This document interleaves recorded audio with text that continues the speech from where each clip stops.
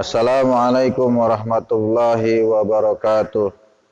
Alhamdulillahi rabbil alamin. Wa bihi nasta'in wa ala umuri dunya waddin. Wassalatu wassalamu ala asrafil anbiya'i wal mursalin. Sayyidina wa maulana Muhammadin wa ala alihi wa sahbihi ajma'in, amma ba'd. Jamaah kaum muslimin dan muslimat yang dirahmati Allah, alhamdulillah pada hari ini kita masih diberikan kesempatan berkumpul dalam rangka bermuzakarah, saling bermuhasabah diri, dalam rangka memperbaiki diri kita dari hari ke hari, sehingga pada saat kita menghadap Allah, mudah-mudahan kita semua berharap dalam keadaan mendapatkan ampunan dan husnul khatimah. Walaupun interaksi kita hanya via medsos, via YouTube, tidak mengurangi keutamaan hubungan kita antar sama manusia. Mudah-mudahan komunikasi kita ini menjadi suatu buah keberkahan, membawa keberkahan buat kita semua, membawa kebaikan dan kebahagiaan kita di dunia dan akhirat. Tak ada kata yang pantas kita ucapkan, yaitu berupa salawat dan salam yang kita tujukan kepada junjungan kita Nabi besar Muhammad sallallahu alaihi wasallam yang senantiasa berjuang mendakwahkan ajaran Islam bersama keluarga dan sahabatnya. Berkat keistiqomahan beliau, alhamdulillah kita pada hari ini diberikan hidayah dan inayah oleh Allah sehingga kita meyakini ajaran Islam dan kita berusaha untuk mendakwahkannya secara kafah sampai akhir hayat hidup kita. Jamaah kaum muslimin dan muslimat yang dirahmati Allah, berita kepergian ulama karismatik, dai kondang, dai yang sangat dikenal oleh masyarakat, yaitu Syekh Ali Jaber, membuat kaum muslimin terhenyak, membuat kaum muslimin bersedih, merasa kehilangan. Karena hilangnya, wafatnya seorang ulama, itu artinya berkurangnya ilmu-ilmu yang harusnya kita pelajari, yang harusnya kita bisa ketahui dari mereka para alim ulama. Itulah yang menjadi kerisauan umat.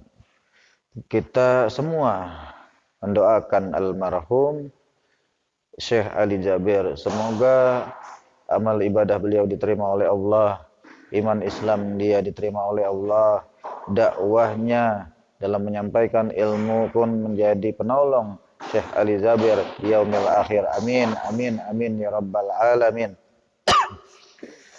Jamaah kaum muslimin dan muslimat yang dirahmati Allah, hilangnya satu ulama itu pertanda kebodohan akan semakin banyak. Kebodohan akan semakin merajalela di negeri kaum muslimin, khususnya di Indonesia. Saat para alim ulama, kiai, asatiz dan habaib itu wafat dan dipanggil oleh Allah, itu pertanda bahwa masyarakat kita akan dipimpin oleh orang-orang yang bodoh. Dalam hadis Abdullah bin Umar bin As meriwayatkannya, yang bunyinya an Abdullah ibni Amr ibn al-As, dari Abdullah bin Umar bin As qala, berkata, sami'tu, aku telah mendengar Rasulullah sallallahu alaihi wasallam yaqulu, bersabda, innallaha, sesungguhnya Allah, la yaqbidul ilma, tidak akan mencabut, mengangkat ilmu, intizaan, dalam sekali cabutan, yantazi'uhu minal ibadi, mencabutnya dari hamba-hambanya, walakin, akan tetapi, innallaha la yaqbidul ilma, akan tetapi Allah mencabut ilmu biqabadil ulama, dengan cara mewafatkan ulama. Hatta, sehingga idza lam yubki aliman, tidak ada satupun yang tersisa dari ulama. Ittakhadzan nasu, dan masyarakat mengambil pendapat atau meminta pendapat ru'usan jahulan kepada pemimpin-pemimpin yang bodoh. Fa'as'ilu, maka mereka masyarakat bertanya kepada pemimpin-pemimpin yang bodoh. Fa'aftau, kemudian pemimpin-pemimpin yang bodoh itu menjawab dan berfatwa bi ghairi ilmin, tanpa ilmu. Fa'adullu wa adullu, maka sesungguhnya mereka tersesat dan menyesatkan. Hadis itu adalah sebuah gambaran yang menunjukkan bahwa begitu berartinya ulama dalam sebuah masyarakat. Jika tidak ada alim ulama, masyarakat semakin bodoh, makin jauh dari Allah, makin jauh dari cahaya kebenaran, makin jauh dari agamanya, makin sulit untuk bisa mengamalkan ajaran-ajaran Islam secara kafah. Ketika tidak ada lagi yang membimbing, ketika sebuah masyarakat dipimpin orang-orang yang bodoh, sebagaimana yang dinyatakan dalam hadis di atas, dalam hadis yang saya bacakan tadi, jelas Allah menyatakan di situ, innallaha la yaqbidul ilma biqabadil ulama, kata Allah. Tidak aku cabut ilmu kecuali dengan cara mewafatkan ulama. Sampai-sampai Rasulullah pun menjelaskannya kembali, melanjutkan hadis itu, hatta hingga idza la yubki aliman, tidak ada satupun alim ulama yang hidup saat itu. Apa yang akan terjadi? Ittakhadzan nasu, masyarakatnya kemudian meminta pendapat ru'usan jahulan, yaitu kepada pemimpin-pemimpin yang bodoh, pemimpin-pemimpin yang berfatwa tanpa dengan ilmu. Fa'aftau bi ghairi ilmin, mereka berfatwa tanpa ilmu dan mereka sesat dan menyesatkan. Nauzubillah summa nauzubillah, kita tidak berharap jangan sampai negeri kita, masyarakat kita bodoh karena hilangnya alim ulama, wafatnya para ulama. Untuk itu marilah kita berdoa kepada Allah agar para alim ulama, para orang-orang yang pandai, orang-orang yang faqih dalam ilmu itu bisa dipanjangkan umurnya sehingga kita bisa terus dibimbing, memohon bimbingan kepada mereka, para alim ulama, karena mereka lah yang insya Allah akan bisa mengajak kita kepada jalan yang lurus, jalan yang benar, jalan yang diridhoi Allah. Ulama adalah waris para nabi, sebagaimana Rasul menyatakan dalam hadisnya, al-ulama warasatul anbiya. Ulama itu adalah pewaris para nabi. Ulama adalah penerang umat yang membimbing umat setelah Rasulullah sallallahu alaihi wasallam wafat. Itulah pentingnya. Maka kita sebagai umat Islam agar senantiasa mendekat kepada alim ulama. Jangan sampai kita membencinya, menghinanya, menggibahnya, apalagi sampai memfitnahnya, mengkriminalisasi ulama. Na'udzubillah summa na'udzubillah min zalik. Karena dengan keberadaan ulama, insya Allah masyarakat kita menjadi masyarakat yang diridhai Allah, masyarakat yang sejahtera, masyarakat yang soleh, masyarakat yang beriman dan bertakwa kepada Allah. Karena hanya ulama lah yang paling takut kepada Allah, dan hanya ulama lah yang paling cintanya kepada Allah Subhanahu wa taala. Sebagaimana Al-Qur'an menyatakan, ya'udzubillahi minasyaitonir rajim, innama yakhshallaha min ibadihil ulama. Sesungguhnya yang paling takut kepada Allah adalah ulama. Itulah suatu pernyataan ayat Al-Quran yang menggambarkan bahwa ulama yang lurus adalah ulama-ulama yang takut kepada Allah, takut membangkang kepada Allah, takut menentang hukum-hukum Allah, takut untuk jauh dari Allah.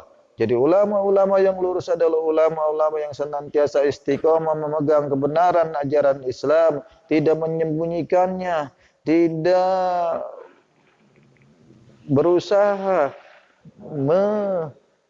mereinterpretasi ajaran Islam sesuai dengan hawa nafsunya. Nauzubillah summa nauzubillah min zalik. Untuk itu, peninggalnya Syekh Jaber harus menjadi iktibar bagi kita, menjadi pelajaran bagi kita agar kita senantiasa mendoakan para alim ulama agar mereka dipanjangkan umurnya sampai kita benar-benar bisa faqih, bisa memahami ajaran Islam secara mendalam.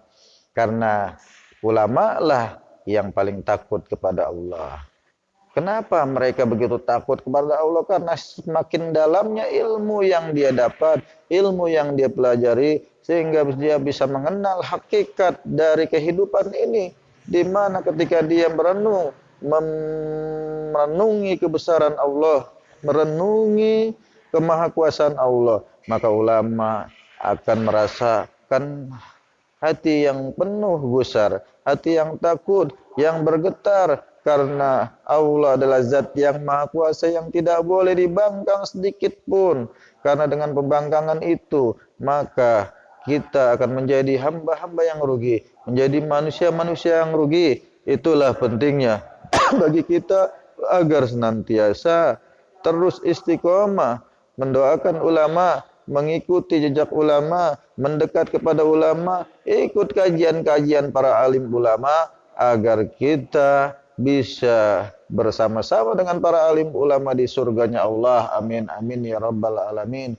Kesimpulan dari pembahasan kita kali ini, mari kita senantiasa terus-menerus mempelajari Islam agar tidak putus regenerasi alim ulama, agar alim ulama di negeri-negeri muslim akan terus ada, sehingga setiap generasi dan setiap zaman ada orang-orang yang bisa menjadi penerang umat, menjadi penerang masyarakat, yang insya Allah akan menjadi orang-orang yang bisa memimpin masyarakat kepada jalan yang benar. Kesimpulan akhir sebelum ditutup pembahasan kali ini, mari kita jadikan ulama-ulama kita sebagai ujung tombak, sebagai panutan kita, dan kita harus pelihara, kita lindungi, kita cintai, dan kita hormati dengan cara mengikuti kajian-kajiannya, dengan cara mendekat kepadanya, dengan cara membahagiakannya, dengan cara mendoakannya. Tentunya ulama-ulama yang lurus, yang mengajak kita untuk menjadikan ajaran Islam sebagai dasar dalam kehidupan ini, dalam kehidupan bermasyarakat dan bernegara. Kurang lebihnya mohon maaf. Jika ada kekeliruan tentunya dari saya, hamba yang dhaif, al-fakir, undur diri. Kurang lebihnya mohon maaf. Wallahu muwafiq ila aqwamit thariq. Summa assalamualaikum warahmatullahi wabarakatuh.